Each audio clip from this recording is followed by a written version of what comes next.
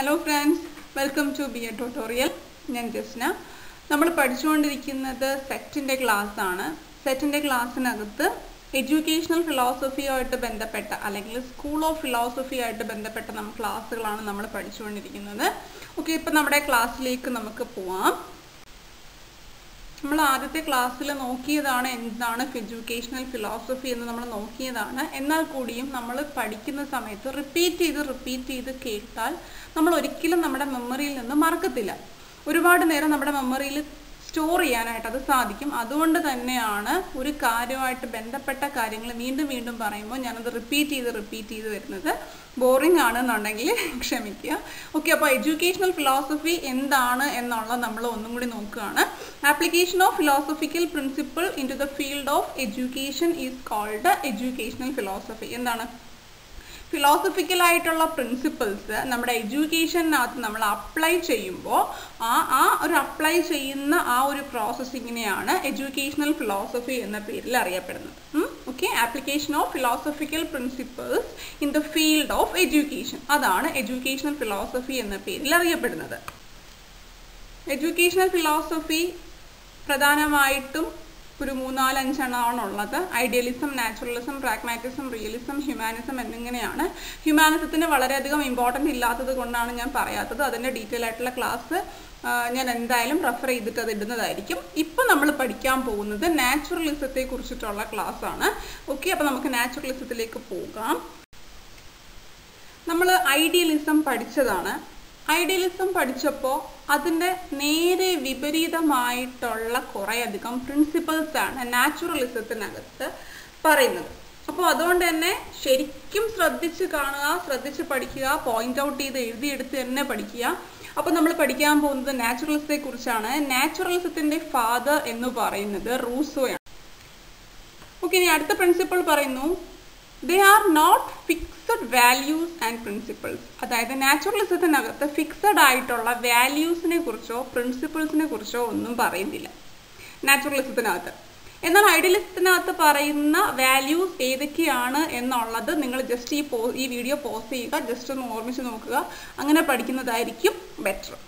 Then ഇതിനകത്ത് പറയുന്നു, values are created to satisfy specific need of man. അതായത് നമ്മൾ പറഞ്ഞു മറ്റേതെന്ന് പറയുന്നത് വാല്യൂ ആണ് എന്ത് ചെയ്യുന്നത്, വഴി കാണിച്ചു തരുന്നത്, ലൈഫിൻ്റെ വഴി കാണിച്ചു തരുന്നത് എന്ന് ഐഡിയലിസം പറയുമ്പോൾ ഇവിടെ പറയുന്നതെന്ന് വെച്ചാൽ values are created to satisfy specific needs of മാൻ.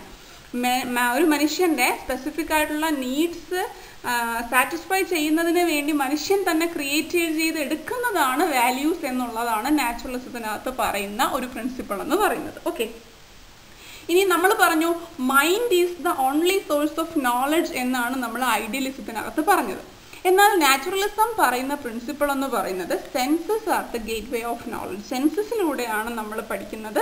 അപ്പോൾ സെൻസസ് ആണ് നമുക്ക് നോളജ് തരുന്ന ഗേറ്റ് വേ. അതായത് എങ്ങനെയാണ് നമ്മൾ നോളജ് കൺസ്ട്രക്ട് ചെയ്തെടുക്കുന്നത്, സെൻസസിലൂടെയാണ് എന്നുള്ളതാണ് ഐഡിയലിസം പറയുന്ന മറ്റൊരു പ്രിൻസിപ്പിൾ.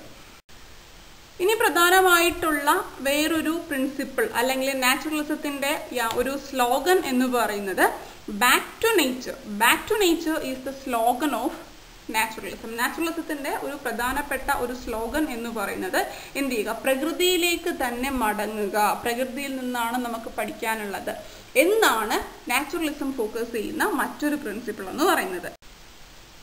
നമ്മൾ ആദ്യത്തെ ക്ലാസ്സിൽ നോക്കിയതാണ് എന്താണ് എഡ്യൂക്കേഷണൽ ഫിലോസഫി എന്ന് നമ്മൾ നോക്കിയതാണ്. എന്നാൽ കൂടിയും നമ്മൾ പഠിക്കുന്ന സമയത്ത് റിപ്പീറ്റ് ചെയ്ത് കേട്ടാൽ നമ്മൾ ഒരിക്കലും നമ്മുടെ മെമ്മറിയിൽ നിന്ന് മറക്കത്തില്ല. ഒരുപാട് നേരം നമ്മുടെ മെമ്മറിയിൽ സ്റ്റോർ ചെയ്യാനായിട്ട് അത് സാധിക്കും. അതുകൊണ്ട് തന്നെയാണ് ഒരു കാര്യമായിട്ട് ബന്ധപ്പെട്ട കാര്യങ്ങൾ വീണ്ടും പറയുമ്പോൾ ഞാനത് റിപ്പീറ്റ് ചെയ്ത് വരുന്നത്. ബോറിംഗ് ആണെന്നുണ്ടെങ്കിൽ ക്ഷമിക്കുക. ഓക്കെ, അപ്പോൾ എഡ്യൂക്കേഷണൽ ഫിലോസഫി എന്താണ് എന്നുള്ളത് നമ്മൾ ഒന്നും കൂടി നോക്കുകയാണ്. Application of philosophical principle into the field of education is called educational philosophy. എന്താണ് ഫിലോസഫിക്കൽ ആയിട്ടുള്ള പ്രിൻസിപ്പിൾസ് നമ്മുടെ എഡ്യൂക്കേഷനകത്ത് നമ്മൾ അപ്ലൈ ചെയ്യുമ്പോൾ ഒരു അപ്ലൈ ചെയ്യുന്ന ഒരു പ്രോസസ്സിങ്ങിനെയാണ് എഡ്യൂക്കേഷണൽ ഫിലോസഫി എന്ന പേരിൽ അറിയപ്പെടുന്നത്. Okay, application of philosophical principles in the field of education, അതാണ് എഡ്യൂക്കേഷണൽ ഫിലോസഫി എന്ന പേരിൽ അറിയപ്പെടുന്നത്.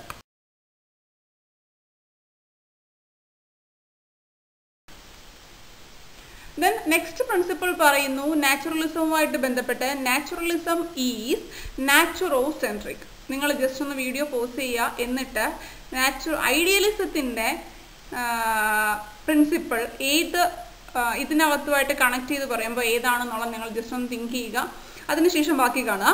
അപ്പോൾ നാച്ചുറലിസത്തിൻ്റെ അടുത്ത പ്രിൻസിപ്പിൾ എന്ന് പറയുന്നത് നാച്ചുറലിസം നാച്ചുറോസെൻട്രിക് ആണ്. അതായത് this philosophy gives more importance to the nature. നേച്ചറിനാണ് ഇത് പ്രാധാന്യം കൊടുക്കുന്നത്. അതുകൊണ്ട് തന്നെ നാച്ചുറലിസം എന്ന് പറയുന്നത് നാച്ചുറോസെൻട്രിക് ആണ്.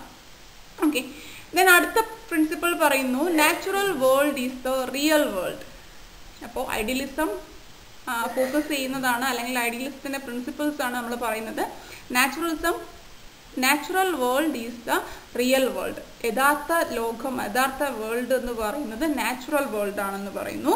മാൻ is the product of nature and he is a natural animal. അപ്പോൾ നമ്മൾ മറ്റേതിനകത്ത് പറഞ്ഞ എന്താണ്? Man is the superior creation of God. അതാണ് ഐഡിയലിസത്തിനകത്ത് പറഞ്ഞത്. നാച്ചുറലിസം വരുമ്പോൾ man is the product of nature. നേച്ചറിൻ്റെ ഒരു പ്രോഡക്റ്റ് ആണ് മാൻ എന്ന് പറയുന്നത്. Man is a natural animal എന്നാണ് നാച്ചുറലിസം ഫോക്കസ് ചെയ്യുന്ന മറ്റ് പ്രിൻസിപ്പിൾസ്. ഇനി പറയുന്നത് നാച്ചുറലിസ്റ്റിക് ഫിലോസഫി അല്ലെങ്കിൽ നാച്ചുറലിസം മുന്നോട്ട് വയ്ക്കുന്ന എയിംസ് എന്തൊക്കെയാണ്, അതായത് നാച്ചുറലിസ്റ്റിക് എഡ്യൂക്കേഷനിലൂടെ മുന്നോട്ട് വയ്ക്കുന്ന എയിംസ് എന്തൊക്കെയാണെന്നുള്ളതാണ് നമ്മൾ നോക്കാൻ പോകുന്നത്. പ്രധാനമായിട്ടും 3 എയിമാണുള്ളത്. നമ്മൾ ഐഡിയലിസത്തിനകത്ത് പറഞ്ഞ എയിം എന്ന് പറയുന്നത് സെൽഫ് റിയലൈസേഷൻ ആയിരുന്നു. എന്നാൽ നാച്ചുറലിസത്തിൻ്റെ എയിം ഓഫ് എഡ്യൂക്കേഷൻ എന്ന് പറയുന്നത് സെൽഫ് എക്സ്പ്രഷനാണ്. ഓക്കെ, നമ്മൾ സ്വന്തമായിട്ട് എന്ത് ചെയ്യുക? എക്സ്പ്രസ് ചെയ്യുക. സെൽഫ് എക്സ്പ്രഷനാണ് നാച്ചുറലിസത്തിൻ്റെ എയിം ഓഫ് എഡ്യൂക്കേഷനായിട്ട് പറയുന്ന ഒന്നാമത്തെ കാര്യം. രണ്ടാമത് പറയുന്നു autonomous development of an individual. ഒരു കുട്ടിയുടെ ഓട്ടോണമസ് ആയിട്ടുള്ള, കുട്ടി സ്വന്തമായിട്ട് എല്ലാം ക്രിയേറ്റ് ചെയ്യാനുള്ള ആ ഒരു ഡെവലപ്മെൻറ്റാണ് ഈ ഒരു നാച്ചുറലിസ്റ്റിക് എഡ്യൂക്കേഷൻ്റെ എയിം എന്ന് പറയുന്നത്. ആ കുട്ടി സ്വന്തമായിട്ട് ക്രിയേറ്റ് ചെയ്യാനുള്ള ആ ഒരു ഡെവലപ്മെൻറ്റ് ഉണ്ടാക്കിയെടുക്കുക ഒരു കുട്ടിയിൽ. അതാണ് നാച്ചുറലിസത്തിൻ്റെ രണ്ടാമത്തെ എയിം ഓഫ് എഡ്യൂക്കേഷനായിട്ട് പറയുന്നത്.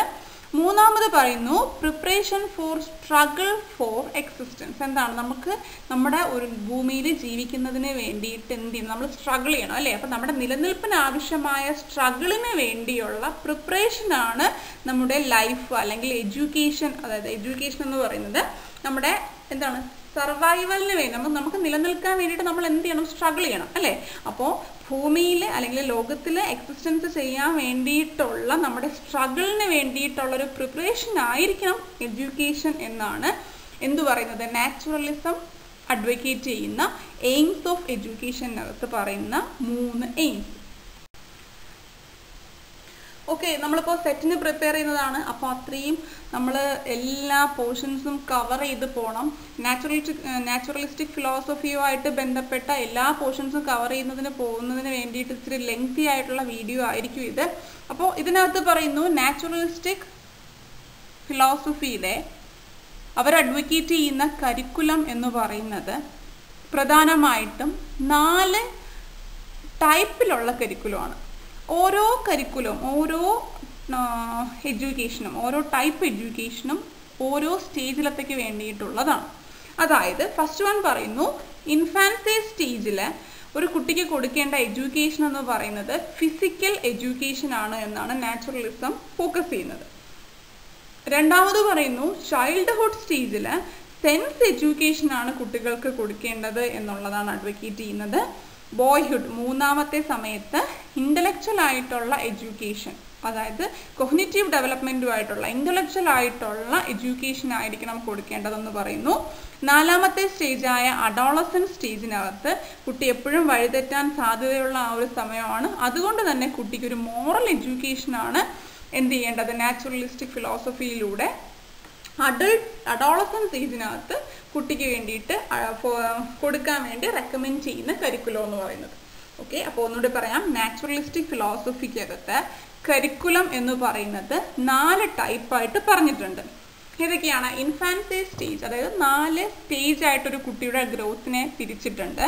Infancy, childhood, boyhood, adolescence. ഇതിനകത്ത് എന്താ പറയുന്നത്, ഇൻഫാൻസി സ്റ്റേജിനകത്ത് ഫിസിക്കൽ എഡ്യൂക്കേഷൻ കൊടുക്കുക, ചൈൽഡ്ഹുഡ് സ്റ്റേജിനകത്ത് സെൻസ് എഡ്യൂക്കേഷൻ വേണം കുട്ടികൾക്ക് കൊടുക്കാൻ, ബോയ്ഹുഡ് സ്റ്റേജിനകത്ത് ഇന്റലക്ച്വൽ എഡ്യൂക്കേഷൻ കൊടുക്കണം, അഡോളസൻസിനകത്ത് മോറൽ എഡ്യൂക്കേഷൻ കൊടുക്കണം എന്നിങ്ങനെയാണ് ഈ കരിക്കുലം പ്രിഫർ ചെയ്യുന്നത്. ഇനി പറയുന്നു ഫോർ വുമൺ, സ്ത്രീകൾക്ക് വേണ്ടിയിട്ടുള്ള പ്രത്യേകം ഒരു വിഷയം അല്ലെങ്കിൽ ആ കുട്ടികൾ അവർക്കുള്ള സബ്ജക്റ്റ് എന്ന് പറയുന്നത് ഡാൻസിങ്ങും കുക്കിങ്ങും എംബ്രോയ്ഡറി വർക്ക്സും ആണ്. നാച്ചുറലിസം വിമൻസിന് വേണ്ടിയിട്ട് എന്ത് ചെയ്യുന്നത്, റെക്കമെൻഡ് ചെയ്യുന്ന കരിക്കുലം എന്ന് പറയുന്നത്. അപ്പോൾ ഇതാണ് നാച്ചുറലിസ്റ്റിക് ഫിലോസഫിയുമായിട്ട് ബന്ധപ്പെട്ട കരിക്കുലത്തിനകത്ത് വരുന്ന കാര്യങ്ങൾ.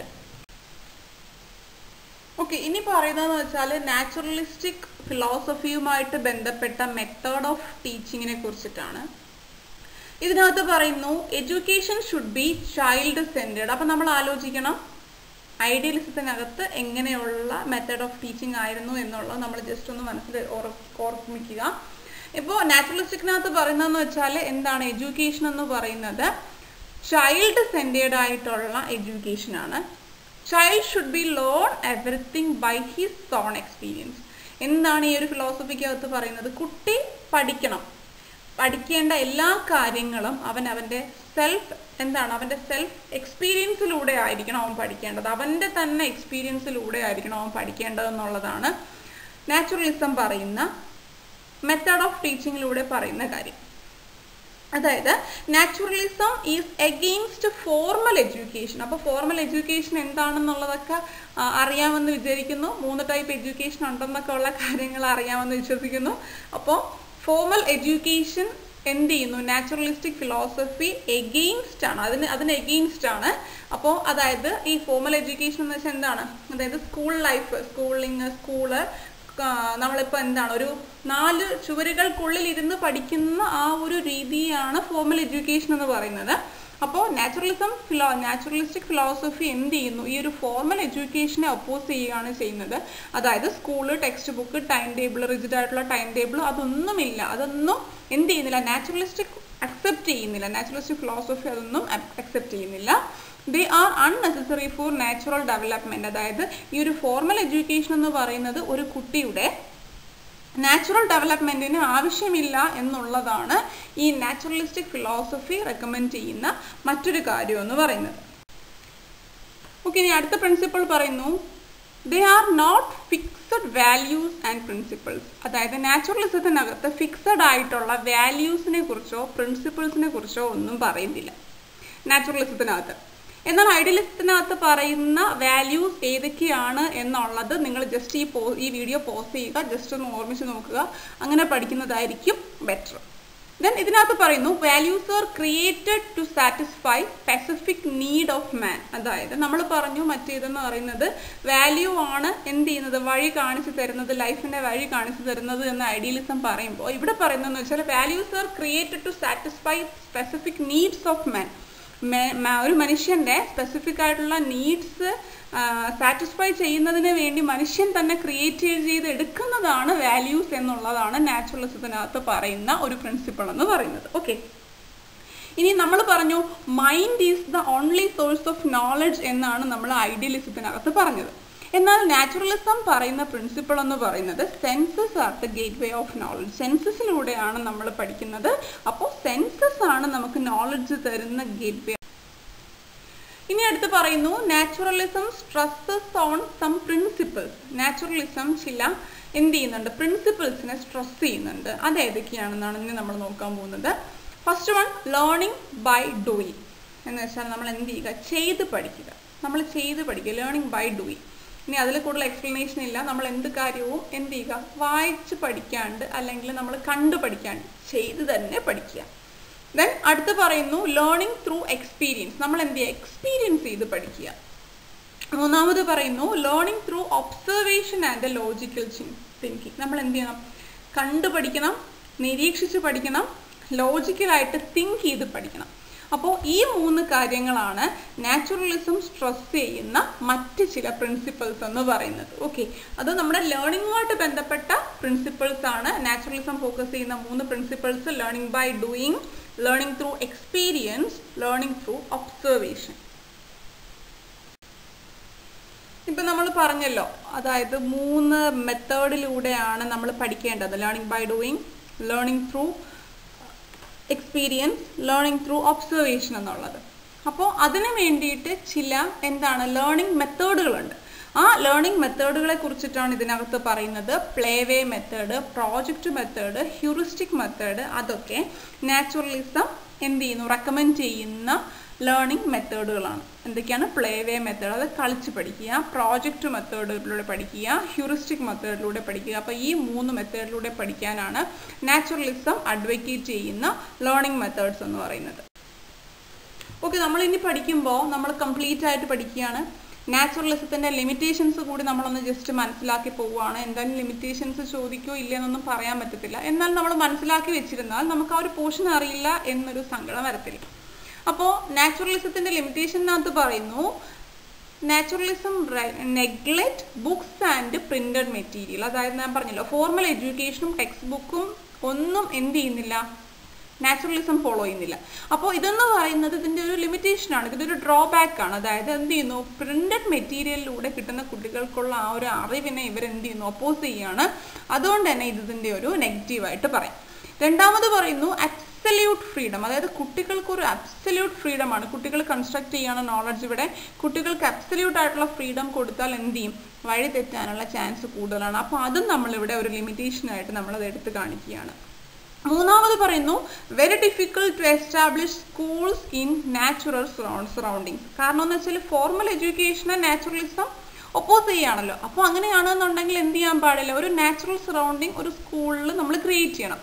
ഒരു നാച്ചുറൽ സ്കൂളിംഗ് ക്രിയേറ്റ് ചെയ്യുക എന്ന് പറയുന്നത് വളരെ ഡിഫിക്കൽട്ടായിട്ടുള്ള കാര്യമാണ്. അതുകൊണ്ട് തന്നെ ഈ നാച്ചുറലിസത്തിൻ്റെ ലിമിറ്റേഷൻസിനകത്ത് നമുക്ക് ഇതും ഉൾപ്പെടുത്താം. ഇനി പറയുന്നു it gives little important to teacher. ടീച്ചറിന് വലിയ പ്രാധാന്യമൊന്നും നാച്ചുറലിസത്തിനകത്ത് ഇല്ല. അതായത് ടീച്ചർ സെൻറ്റേർഡ് ആയിട്ടുള്ള എഡ്യൂക്കേഷൻ അല്ല, ചൈൽഡ് സെൻറ്റേർഡ് എഡ്യൂക്കേഷനാണ്. കുട്ടികൾക്ക് കംപ്ലീറ്റ് ആയിട്ടുള്ള ഫ്രീഡം കൊടുക്കുന്നുണ്ട്. ഒരു ഫോർമൽ ക്ലാസ് റൂം ആണെങ്കിൽ മാത്രമേ ടീച്ചറിനെ അവിടെ ഗൈഡ് ചെയ്യാനുള്ള ആ ഒരു സിറ്റുവേഷൻ വരുന്നുള്ളൂ. ഇതങ്ങനെയല്ല, ഇത് ഫുൾ ഓപ്പൺ ആയിട്ടുള്ള ക്ലാസ് ആണ്. അപ്പോൾ അതുകൊണ്ട് തന്നെ ടീച്ചറിനുള്ള ഇമ്പോർട്ടൻ്റ് ഇവിടെ വളരെയധികം കുറവാണ്. ഇനി സാധാരണയായി ചോദിച്ച് കണ്ടിട്ടുള്ള ഏറ്റവും ഇമ്പോർട്ടൻ്റ് ആയിട്ടുള്ളൊരു പോർഷനാണ് നെഗറ്റീവ് എഡ്യൂക്കേഷൻ. ആ ഒരു ടേം നിങ്ങൾ ശ്രദ്ധിച്ചോളൂ. നെഗറ്റീവ് എഡ്യൂക്കേഷൻ കൊണ്ടുവന്നത് ആരാണ്, ഏത് ഫിലോസഫിയുമായിട്ട് ബന്ധപ്പെട്ടാണ് നെഗറ്റീവ് എഡ്യൂക്കേഷൻ വന്നതെന്ന് ചോദിക്കാം. അപ്പോൾ നമ്മൾ പെട്ടെന്ന് നമുക്കിങ്ങനെ പോവില്ല. അപ്പോൾ അതുകൊണ്ടാണ് ഞാൻ പറഞ്ഞതെന്ന് വെച്ചാൽ ശ്രദ്ധിച്ചിരിക്കുക. നെഗറ്റീവ് എഡ്യൂക്കേഷൻ എന്ന് വെച്ചാൽ റൂസോ കൊണ്ടുവന്നതാണ്, നാച്ചുറലിസ്റ്റിക് ഫിലോസഫിയുമായിട്ട് ബന്ധപ്പെട്ട റൂസോ കൊണ്ടുവന്നതാണെന്നുള്ള കാര്യം നമ്മൾ ആദ്യം ഓർമ്മിച്ച് വെച്ചേക്കുക. എന്നിട്ട് എന്താണ് നെഗറ്റീവ് എഡ്യൂക്കേഷൻ എന്നുള്ള കാര്യം പഠിച്ചു വെച്ചേക്കുക.